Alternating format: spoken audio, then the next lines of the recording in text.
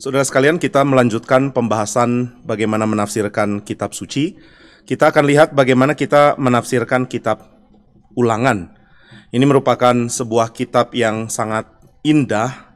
Tentu ya, semua bagian dari kitab suci juga indah, tetapi kita dapat melihat ini adalah satu kalimat-kalimat kumpulan dari Musa yang sangat mungkin dimaksudkan untuk menjadi kalimat perpindahan ya, peralihan dari periode Israel dipimpin oleh Musa kepada periode selanjutnya, di mana Israel melanjutkan kehidupannya menjadi umat Tuhan di bawah pemimpin yang lain, yang di dalam Taurat dikatakan adalah Yosua.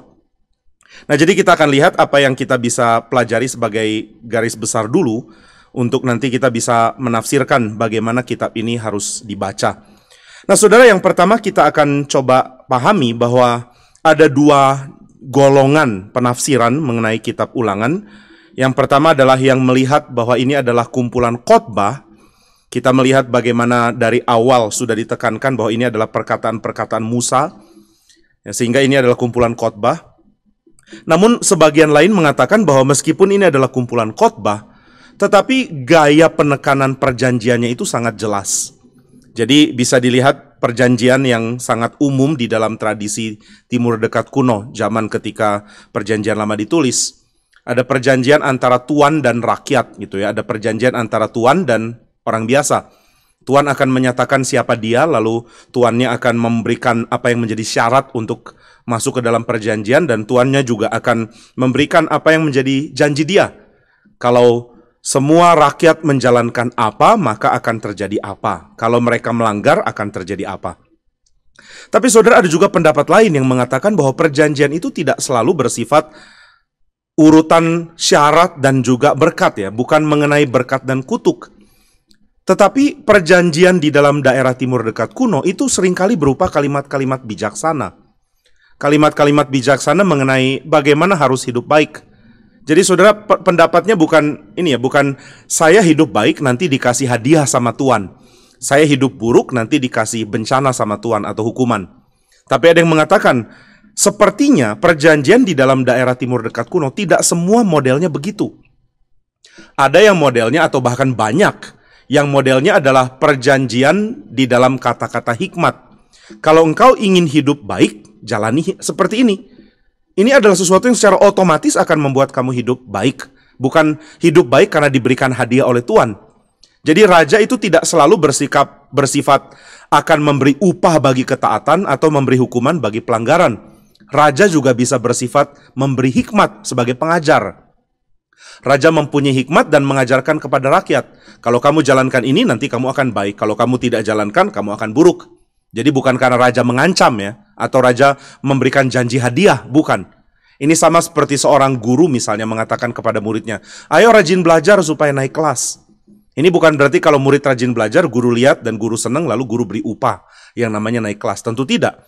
Guru mengatakan bahwa secara otomatis kamu akan naik kelas kalau hidupmu seperti ini. Nah, raja-raja kuno juga banyak yang bersifat sebagai pengajar hikmat, bukan sebagai pemerintah yang memberikan syarat untuk dia berikan upah ataupun hukuman untuk dia berikan larangan untuk dia berikan hukuman. Nah, jadi saudara, ada banyak bagian di dalam tradisi Timur Dekat kuno, banyak catatan ya, di mana raja itu dianggap sebagai guru hikmat. Ini kita bisa lihat misalnya banyak orang yang datang ke raja minta nasihat, bukan minta, Tuan Raja, aturannya apa ya? Tolong berikan kami peraturan. Kalau kami taati, kami dapat upah dari raja. Kalau kami melanggar, nanti kami dihukum. Enggak. Mereka minta nasihat bagaimana harus hidup. Supaya hidup yang baik otomatis terjadi karena cara hidup yang dijalankan. Nah, jadi perjanjian tidak bersifat undang-undang yang mengatakan kalau kamu melanggar, hukumannya A, B, C. Kalau kamu baik, hadiahnya A, B, C. Bukan. Tetapi ada kalimat bijaksana yang seolah mengatakan, jalani hidupmu kayak begini, nanti pasti jadi baik. Jalani hidupmu seperti ini, nanti akan damai. Bukan karena ada sesuatu yang diberikan atau yang diancamkan dari pemimpin. Nah, jadi saudara, kita bisa lihat kitab Ulangan sangat mencerminkan perjanjian seperti ini. Musa tidak mengatakan ancaman ataupun janji hadiah. Musa mengatakan bahwa jika engkau melakukan apa yang baik, maka hal yang baik akan muncul. Jika tidak, Tuhan akan buang kamu. Itu bukan sebagai penghukuman karena mereka buruk mereka dibuang, bukan. Tetapi itu merupakan akibat yang wajar jika mereka tidak bertindak sebagai umat Tuhan. Jika mereka tidak bertindak sebagai umat Tuhan, adalah wajar bagi Tuhan untuk membuat tanah perjanjian ini diberikan kepada yang layak, bukan kepada mereka lagi. Jadi mereka akan dibuang. Jadi saudara, ini jauh dari pengertian ancam-mengancam dan juga janji hadiah ya. Lain dengan pengertian sekarang bahwa kalau tindakan moral baik itu layak diberikan praise. Tindakan moral buruk layak diberikan blame atau hukuman bahkan. Nah, bukan itu cara membacanya di dalam perjanjian lama. Jadi saudara, kita jangan langsung membaca kitab suci di dalam bentuk perjanjian itu seperti undang-undang, prasyarat, ataupun pengertian mana boleh mana tidak. Kalau cuma itu ya kita akan menjadi orang legalis yang membagi mana boleh mana tidak, lalu sebisa mungkin jalankan mana yang boleh atau yang harus, lalu sebisa mungkin hindari apa yang tidak. Nah, tapi saudara, kitab Ulangan memberikan pengertian yang indah sebenarnya. Bagaimana perjanjian itu diungkapkan kepada seluruh jemaat lewat khotbah. Khotbahnya Musa. Bukan lewat serangkaian aturan mana boleh mana tidak. Mana yang diperintahkan, mana yang dilarang. Sehingga agama di dalam tradisi Taurat itu bukan menjalankan kehendaknya dan menjauhi larangannya. Bukan. Yang ditekankan di dalam kehidupan Israel di dalam Taurat itu bukan menjalankan kehendaknya dan menjauhi larangannya, bukan. Tetapi menjalani hidup sepantasnya. Memang ini yang pantas. Manusia kalau mau hidup ya memang begini. Ini bukan kalau saya jalankan saya dapat hadiah atau saya langgar saya dapat hukuman, bukan. Simply kalau saya jalankan saya memang menjalankan kehidupan manusiawi. Dan kalau enggak ya saya akan menjalani pembuangan. Pembuangan tidak manusiawi karena tidak ada Tuhannya di situ. Menjalani kehidupan yang sepantasnya itu manusiawi karena ada Tuhan di situ. Nah, inilah yang ditekankan. Maka saudara, kalau dilihat dan kita coba selidiki pergumulan itu ya, apakah ini khotbah atau ini perjanjian? Apakah kitab Ulangan khotbah atau perjanjian? Ya, kita akan bilang dua-duanya. Ini adalah khotbah yang menekankan tentang perjanjian, di mana perjanjian itu adalah serangkaian nasihat mengenai bagaimana harus hidup, dan nasihat itu kadang-kadang diberikan dengan contoh kasus. Bukan seluruh kasus dikatakan. Misalnya, saudara bisa menemukan kalau ada orang mencuri, dia harus diginiin. Kalau dia begini, harus begini. Nah, contoh kalau terjadi ini, kalau ada orang begini, itu cuma contoh. Bukan berarti seluruh kasus sudah dicerminkan. Ada banyak kasus lain yang masih harus digumulkan kemiripannya dengan contoh yang sudah diberikan. Jadi, saudara, kitab Taurat itu membuat pembacanya bergumul. Orang Israel baca pun bergumul. Kira-kira kasus hidup saya ini mirip dengan yang mana ya?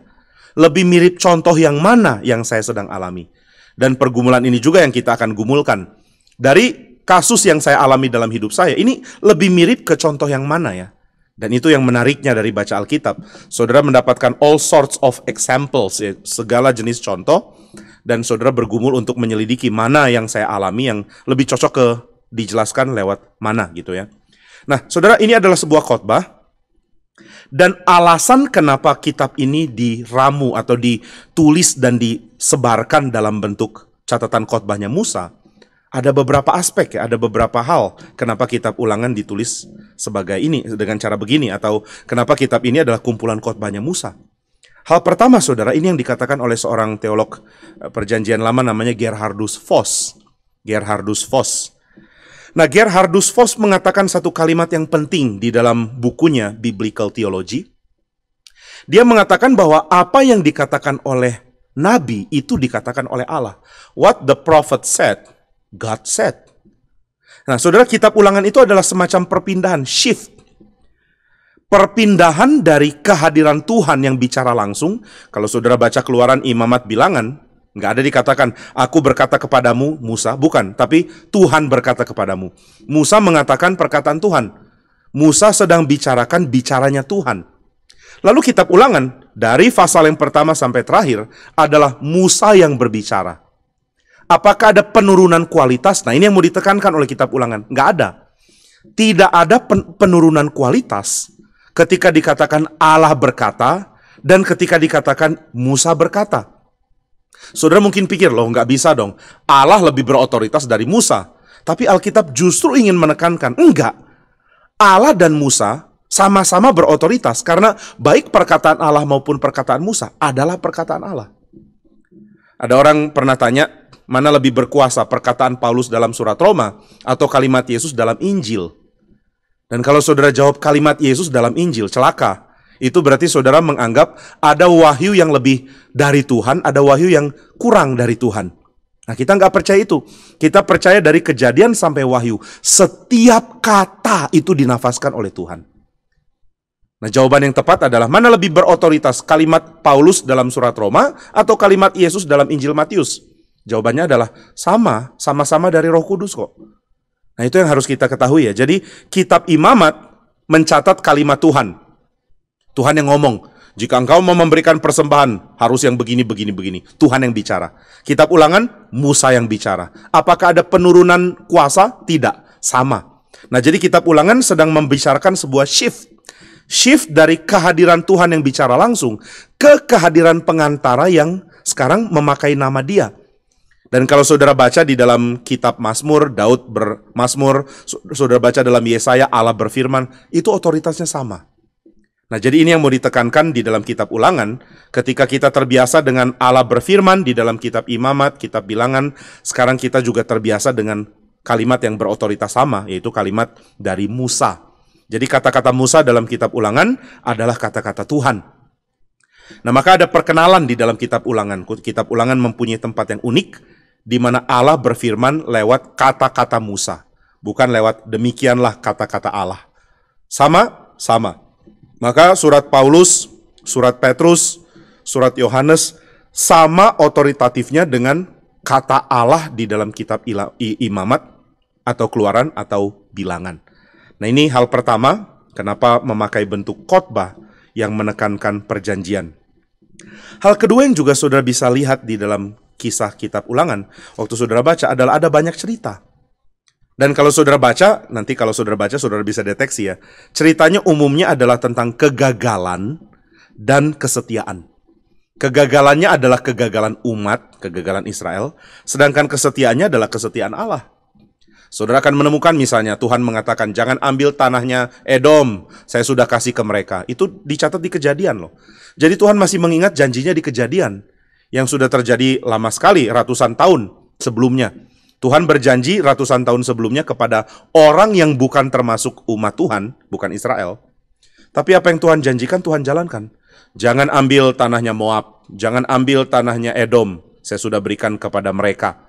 Nah, jadi ada kesetiaan Tuhan. Nah, ini cuma contoh ya, ada banyak lagi kisah lain dalam kitab Ulangan yang menunjukkan kesetiaan Tuhan. Jadi saudara, kitab Ulangan adalah cerita tentang kegagalan Israel dan tentang kesetiaan Tuhan. Dan ini diramu dalam ceritanya Musa. Jadi saudara bisa melihat teknik yang indah dari penceritaan dari kitab Ulangan, dari khotbahnya Musa sebagai seorang pemimpin yang sangat mencintai umatnya dan ingin menyatakan kata-kata perpisahan, kata-kata nasihat, kata-kata yang kita bisa simpulkan sebagai khotbah lah kalau mau dianggap sebagai di dalam gaya public speaking modern. Ini adalah pesan Musa, kata-kata bijaksana dari Musa sebelum dia meninggal atau sebelum sebelum perpindahan kepemimpinan. Nah, banyak yang menafsirkan ini nggak satu khotbah tentunya, ini adalah potongan-potongan khotbah yang Musa pernah ucapkan, tapi kemudian dikompil sebagai warisannya Musa, sebagai kalimat-kalimat perpisahan. Nah, jadi saudara sekalian, ada cerita tentang kesetiaan Tuhan dan kegagalan Israel, di mana cerita itu disampaikan oleh seorang yang mau mengadakan perpisahan. Saudara bisa dapat kesannya pasti waktu baca. Ini kalimat dari Musa yang sudah mau say goodbye, lalu mengatakan kamu jangan gak setia lagi ya. Ada tekanan itu waktu saudara baca. Waktu itu kamu sangat keras gitu ya. Ini kalimat-kalimat seperti ini saudara bisa baca. Dan harap ketika saudara baca, saudara bisa mendeteksi ini ya, semacam bukan urgency dalam arti sudah darurat, tapi urgency dalam arti ini perasaan hatiku loh. Aku sedang mengungkapkan isi hatiku sama kamu. Isi hatinya Musa. Dan seperti yang kita sudah bahas di poin pertama, isi hati Musa ya isi hati Tuhan sebenarnya. Saudara dapat memahami betapa berat hatinya Tuhan menyampaikan pesan ini melalui menyadari betapa berat hatinya Musa menyampaikan pesan ini. Nah, ini hal yang kedua yang kita bisa lihat di dalam kumpulan khotbah ini. Lalu hal ketiga yang saudara juga akan temukan di dalam kitab ini, nanti sambil baca setelah ini saudara bisa baca dan saudara mendeteksinya ya. Adalah ada banyak instruksi tentang kehidupan masa depan, terutama di bagian tengah dan akhir. Ada instruksi tentang kehidupan masa depan, tentang future life. Harus ngapain nanti ya? Nanti kalau sudah sampai tanah perjanjian, mesti ngapain, mesti ngapain. Ini merupakan kalimat iman ya, maksudnya Musa sangat tahu bahwa ini akan terjadi, dia akan atur dan pasti terjadi. Dan juga kalimat mengenai pengharapan Musa untuk Israel dapat kehidupan yang damai.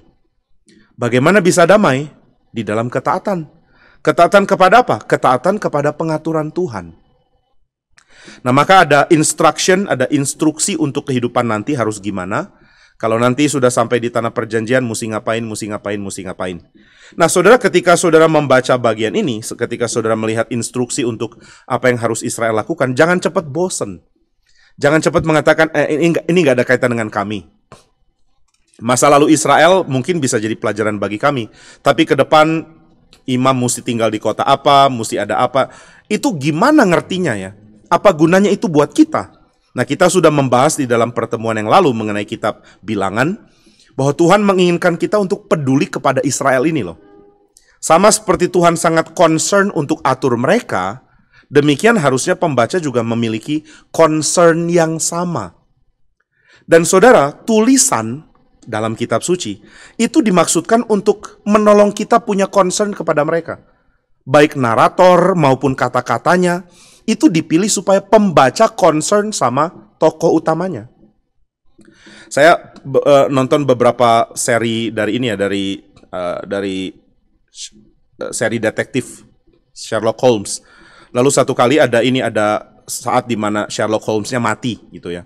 Kemudian setelah dia dikuburkan, temannya datang lalu sedih dengan mengatakan, "Saya harap kamu nggak mati." Nah, saudara, waktu itu agak aneh ya. Waktu saya nonton, saya pikir, masa ada orang ngomong gitu sih?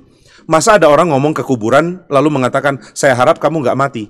Tapi baru saya sadar bahwa kalimat dari tokoh itu, dari temannya Sherlock yang sudah mati, itu bukan kalimat orang biasa. Maksudnya ini bukan sedang menceritakan apa yang akan manusia pikirkan kalau temannya mati. Ini bukan sedang membagikan apa yang wajarnya manusia katakan kalau temannya mati. Bukan. Ini sedang mewakili penonton. Penonton yang menggemari seri itu berharap ada kelanjutannya. Mereka berpikir, masa Sherlock mati sih?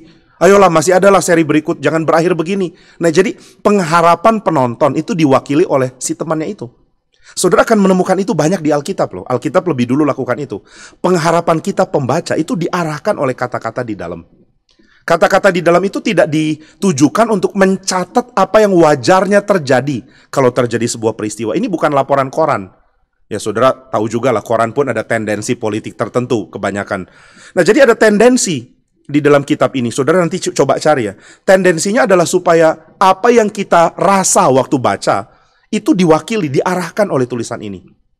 Sama seperti temannya Sherlock lagi ngomong hal untuk mengarahkan kita, berharap serinya dilanjutkan. Demikian juga di dalam kitab suci ini ada banyak hal yang Tuhan tulis lewat penulis untuk membuat kita mau peduli sama Israel. Apa yang akan terjadi ya? Nah, jadi selama kita tidak melepaskan diri kita, maksudnya gini ya, selama saudara tidak baca untuk tahu nanti kalau kuliah harus kemana, nanti pacaran sama siapa, nanti nama anak harus siapa, lalu baca kitab ulangan untuk dapat itu, ya saudara nggak akan menikmati kitab ini. Saudara baru menikmati ketika saudara mulai peduli sama Israel. Saudara mulai pikir nanti sampai di tanah perjanjian mereka mau taat nggak ya? Dan saudara mulai dapat bebannya Musa. Musa benar-benar berharap mereka taat. Dan ya saudara dapat beban itu. Orang tua ini peduli anak-anaknya. Dan saudara mulai peduli kepada anak-anaknya juga. Saudara mulai peduli kepada Israel. Maka instruksi untuk hidup masa depan, future life, itu mungkin bukan instruksi untuk saudara nanti harus nikah dengan siapa ke depan, harus kerja apa. Bukan memang. Tapi instruksi bagaimana Israel harus hidup di tanah perjanjian. Tapi saudara mendapatkan beban, mendapatkan cinta kasih, mendapatkan dorongan yang dimiliki oleh Tuhan dan Musa kepada Israel. Lalu saudara mulai merasakan hal yang sama kepada Israel. Dan saudara, beban hati saudara kepada Israel itu akan membentuk dan melatih saudara untuk mampu punya beban hati kepada gereja. Nah, saudara lihat apa yang dikatakan Paulus. Untuk Israel saya rela terkutuk dari Kristus, saya rela dibuang demi mereka. Dan saudara tahu apa yang Paulus alami bagi gereja? Sama. Dia dilatih oleh Tuhan untuk mencintai Israel meskipun Israel banyak berontak. Dan akhirnya pelatihan itu membentuk dia untuk mencintai gereja. Jadi saudara ini latihan ya, saudara sedang dilatih. Saudara bukan dapat kalimat primbon bijaksana, kalimat ramalan nanti ke depan akan terjadi apa. Lupakan hal-hal itulah. Waktu saudara baca Alkitab, saudara sedang dilatih untuk bergumul bersama dengan Musa, sehingga hati kita mulai tertuju kepada Israel dan memahami beban hati Tuhan waktu berurusan dengan umat ini. Nah, maka ada cerita tentang masa depan mesti ngapain. Kamu nanti kalau sudah sampai tanah perjanjian mesti gini ya, nanti bikin kota perjanjian ini, nanti bikin kota perlindungan ini. Nah, saudara harus serius baca sebagai sesuatu yang juga memang saudara inginkan. Saudara ingin Israel menjadi baik di tanah perjanjian. Harap mereka bisa baik. Nah, itu yang saudara dapatkan. Lalu bagian poin yang keempat, mengapa ini dibagikan sebagai khotbah, adalah untuk menekankan, karena ini sermon kan, bukan buku, bukan undang-undang, mengingatkan bahwa kasih Tuhan itu bagi generasi sekarang yang dengar khotbah Musa. Bukan generasi yang udah mati, yang udah lewat. Jadi saudara, khotbah itu disampaikan untuk membuat kita sadar bahwa perjanjian masa lalu adalah perjanjian yang sama relevannya bagi kita, seperti itu relevan untuk orang-orang pendahulu kita. Sama seperti Taurat itu relevan bagi generasi pertama yang keluar dari Mesir, yang sudah mati semua sekarang. Demikianlah Taurat itu relevan bagi generasi baru ini, yang akan masuk ke tanah perjanjian. Saudara akan rasakan ini sebenarnya setiap kali dengar khotbah. Setiap kali dengar khotbah, saudara langsung dapat perasaan. Apa yang ditulis oleh Paulus kepada jemaat Roma 2000 tahun lalu, relevan buat saya sekarang, karena ada khotbah. Jadi saudara, khotbah itu sangat penting ya. Khotbah itu memberikan sense relevansi. Bahwa apa yang dikatakan dulu, itu juga bagi saya. Nah, ini yang dilakukan di dalam kitab Ulangan. Di dalam kitab Ulangan, generasi baru ini yang dulu cuma anak-anak waktu keluar dari Mesir, bahkan banyak yang belum lahir, mereka sekarang dengar Musa berkata, dan mereka langsung punya sentuhan. Apa yang Tuhan janjikan kepada papa mamaku atau nenek kakekku, adalah yang Tuhan janjikan kepada saya sekarang di sini. Sekarang. Sayalah orang yang diikat janji dengan Tuhan oleh karena kasih karunia Tuhan. Ini yang keempat, saudara bisa mengikutinya waktu baca ini. Saudara bisa merasa urgensi bagi generasi yang baru untuk menyadari bahwa merekalah umat perjanjian itu. Saudara, umat perjanjian bukan generasi lama, sekarang kita. Saudara nggak bisa bilang umat perjanjian itu adalah Paulus atau Luther atau Calvin. Memang mereka adalah bagian dari umat perjanjian, tapi sekarang umat perjanjian itu adalah kita.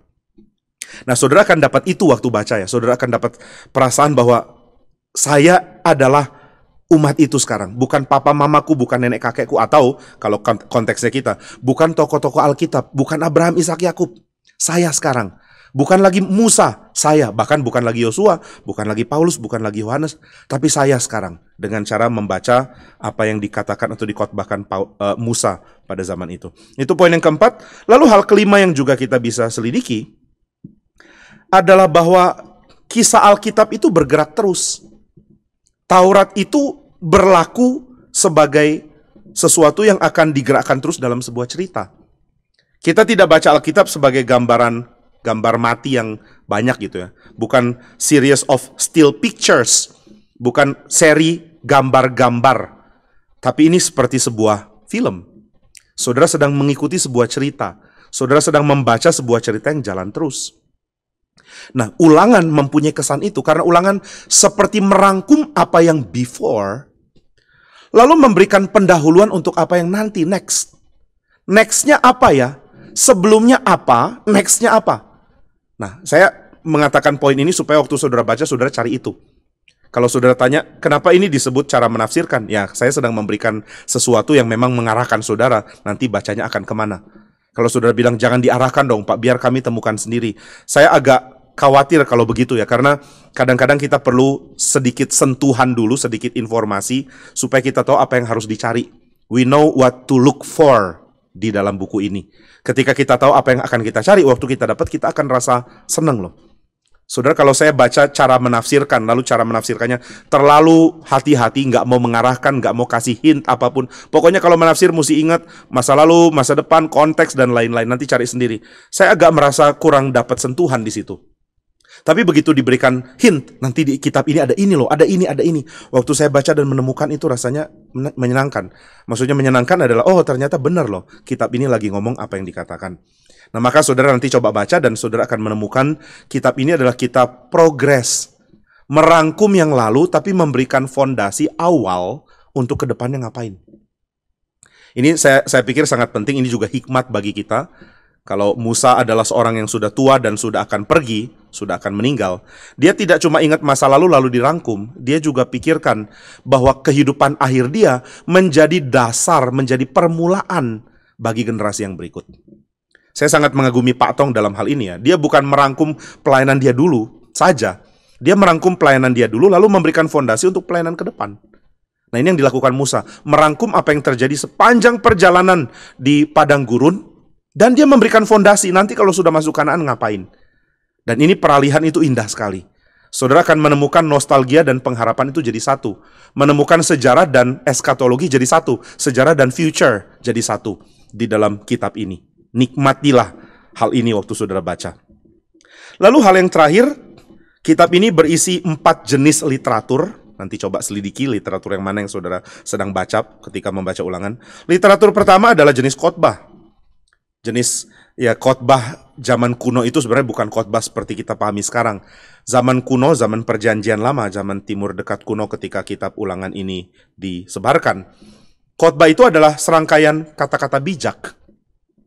Kata-kata bijak, nasihat, kata-kata hikmat seperti Amsal. Nah, jadi saudara, ini genre pertamanya adalah semacam khotbah untuk memberikan hikmat. Yang kedua adalah ada hikmat imamat, Levitical wisdom. Saudara banyak temukan ini dalam kitab imamat. Dalam kitab imamat tentu ada banyak Levitical wisdom ya. Hikmat imamat ya, namanya juga kitab imamat. Nah, hikmat imamat ini seringkali gagal dimengerti oleh orang modern karena berisi kalimat-kalimat yang kayaknya nggak nyambung dengan kita sekarang. Nanti kalau kamu mau memberikan korban harus begini. Kalau kamu nanti ada sakit mesti gini. Kalau mau angkat imam mesti begini. Kalau nanti kamu mau perayaan kayak begini. Nanti kalau ada ternak yang melahirkan anak sulungnya harus dipersembahkan dengan cara begini. Nanti kamu harus gini gitu di dalam hal penyembahan. Ini namanya Levitical wisdom. Levitical wisdom itu penting buat orang Israel dan untuk kita sekarang. Kitab imamat itu penting dan Levitical wisdom itu penting. Nah, kita sudah lihat ini di pembahasan imamat ya, saya tidak ulangi lagi. Tapi ya ada beberapa bagian yang kecil sedikit, tidak sebanyak imamat, yang isinya adalah Levitical wisdom. Dan ingat bahwa Levitical wisdom itu pakai contoh. Jika ada seorang perempuan kedapatan atau jika ada seorang pencuri kedapatan melakukan ini atau seorang laki-laki kedapatan melakukan ini, haruslah dia diginiin gitu ya. Nah, tapi nggak semua kasus dibahas. Jika ada seorang mencuri kambing, terus gimana kalau nyurinya anjing peliharaan? Oke, orang Israel nggak pelihara anjing. Tapi contohlah, saudara nggak bisa mengatakan Alkitab harus bicara semua kasus, nggak bisa. 1-2 contoh aja, lalu setelah itu saudara bergumul. Saudara mulai cari tahu, kira-kira saya sedang alami yang mirip contoh yang mana ya? Nah, itu ya, Levitical wisdom dengan contoh. Yang ketiga, saudara akan melihat kisah, ada story yang dikhotbahkan ya. Dalam kata-kata hikmatnya Musa ada kisah juga. Tentang riwayat, dulu kamu serang ke sini lalu gagal, ingat nggak? Dulu kamu mau masuk ke tanah Kanaan, kamu nggak berani, kamu takut, maka Tuhan akhirnya marah. Dulu kamu bikin saya emosi, akhirnya saya marah, dan Tuhan larang saya masuk tanah perjanjian. Lalu bentuk literatur terakhir adalah Mazmur, ini saudara bisa lihat di ulangan 32, ada nyanyian pujian Musa. Dan cara membaca Mazmur kita nanti akan bahas di waktunya, tapi intinya adalah Mazmur itu merupakan pujian yang penuh dengan keindahan, secara memorable. Kitab Mazmur itu diset untuk kita gampang ingat. Nah, jadi saudara ada hal-hal yang indah dalam pujian ini dan juga gampang diingat supaya anak-anak muda atau generasi berikut yang dengar Musa mendapatkan ingatan tentang masa lalu melalui kesimpulan dari pujian Musa dan juga mendapatkan pengharapan masa depan lewat pujian ini. Nah, jadi saudara bisa lihat ini di dalam pasal 32, dan setelah itu ada kalimat terakhir dan juga berkat dan kutuk menjadi berkat Musa kepada orang Israel. Nah, jadi saudara sekalian, ini merupakan tulisan yang sangat indah, berisi begitu banyak hal yang membuat Israel mampu punya kekuatan sebenarnya untuk melanjutkan perjalanan mereka di bawah pimpinan yang baru. Baik saudara, sampai di sini mengenai kitab ulangan. Kita akan bertemu di bagian selanjutnya mengenai menafsirkan kitab Yosua. Sampai di sini, Tuhan memberkati saudara sekalian.